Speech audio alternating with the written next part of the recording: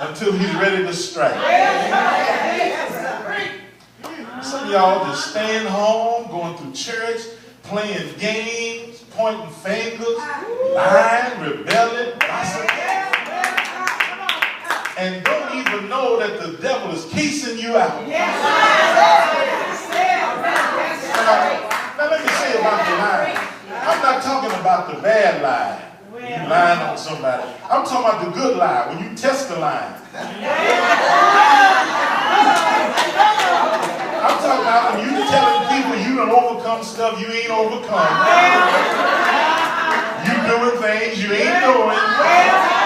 You testifying, talking about I've been saved all day. That's a lie. No evil have I done. That's a lie. Get in the tithing line like you're paying tithes. No, you just going to be touching the table. Lying on envelopes. Writing numbers on there, and you know you ain't put nothing in there. I don't know where that came from. The devil is looking at you. And he's waiting for the opportunity to make you a public spectacle. While you've been busy laughing at other folks, he's getting ready to open the curtain on you. Help me say lying spirits. Lying spirits. Got a whole lot of lying spirits in the church. David here found himself, after having the exploit and the testimony of being able to conquer a giant. Everybody thought it was all over. But he found himself facing another. Good God. And the devil is so bad, you know what? He will get you when you're the most vulnerable, when you can't call nobody, when you can't reach nobody, nobody to help you. And you know you can't pray because you ain't been prayerful. You can't get a prayer. You sitting there praying and your prayer hit the ceiling of your house and fall back in your lap. The worst time to find out that you're not connected is when you're trying to make a call. That's the worst time for your phone to be disconnected. Don't wait until you're in trouble to find out that you got a dead cat on the line.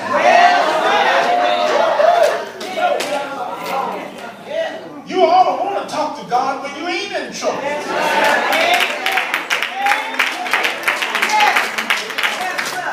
Why are you begging him all the time? I keep telling folks, God is not a genie in the bottle. You put a rub on it when you want something. Make a wish and wait for him to grant it. God wants a relationship with you. Lord, you know what I need, but we're not even going to talk about it. I just want to talk to you because you're God. Amen. Getting ready for work, and I'm running late, but I want you to know I'm ready. God, I want you to know if you don't do nothing else for me, you've already done enough. I got peace in my mind. I got love in my heart. I even got a little bit of joy in my soul. You've done enough, and I'm grateful. David found himself weak, facing this giant who had caught him at a vulnerable time. But the interesting thing that I like is in verse 17. Abishai, the son of Zeruiah, rescued David, and he smote the Philistine and killed him. The servant of David. Now you know why that's important? Because normally all of the other warriors would be afraid to face a giant. But all of a sudden, this servant of David got bold. And you know why he got bold? Because David's courage encouraged him. Don't you know you motivate other people by being strong? And say, my God, if David can do it, then I can do it. Why do you think God uses other people around you? Not to make you feel bad, not to rub salt in the wound, not to break you down, but he's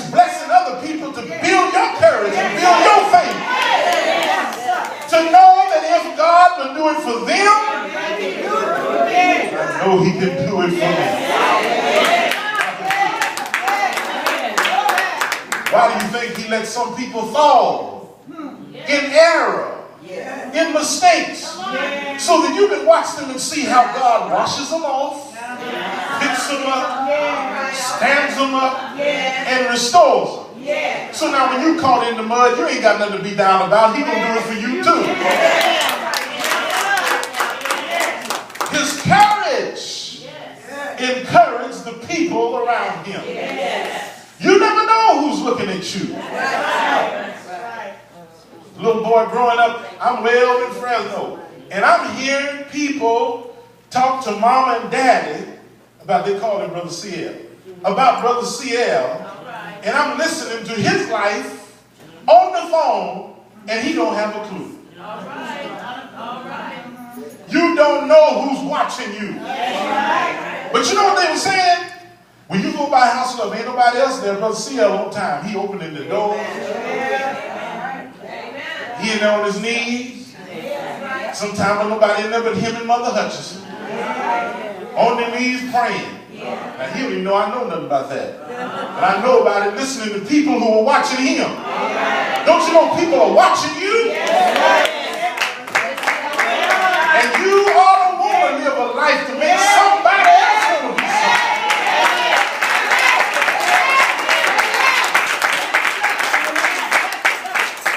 Young men, I feel so bad about the youth of this generation.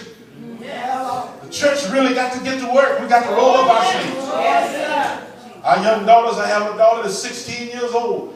And I really worry about, she was a baby when I was in Shiloh, in Pixie. Now she's 16 years old. I'm worried about these young girls of this day. It's time to get a husband.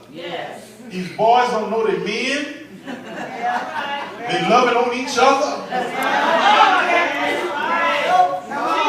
You don't know what you're looking at.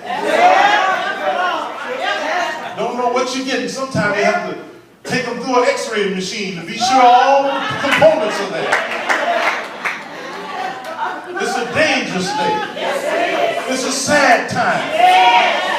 But men, we ought to be able to stand up. We ought to want to stand up. Say, sure, I made a mess in my past, but look at me today. I want to be somebody to help you be somebody.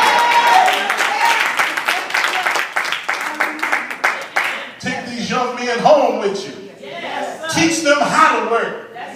Teach them how to dig. Teach them how to work in the yard. I can't stand lazy boys sit in the house all day. I can't stand nobody stay in the bed past 7 o'clock. Get up out the bed. You ain't got nowhere to go. Find somewhere to go. Clean yourself up. Make up your bed. Take out the trash. Wash your daddy's car off. Put gas in your mama's car.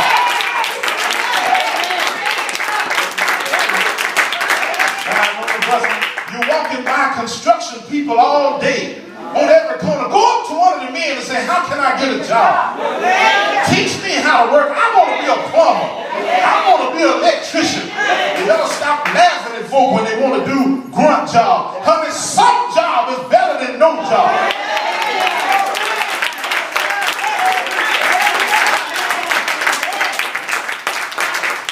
Young men, y'all want to be men. Look around you. I know it's a lot of bad folk, but look around you. You got good men here that you can look up to. You got a good pastor. You got good elders, good deacons. Look at these professional men. Brother Smith back there, just retired from the city. Brother Jake, law enforcement. Not over there, law enforcement. You ought to want to go talk to them before they come knocking on your door and want to talk to you.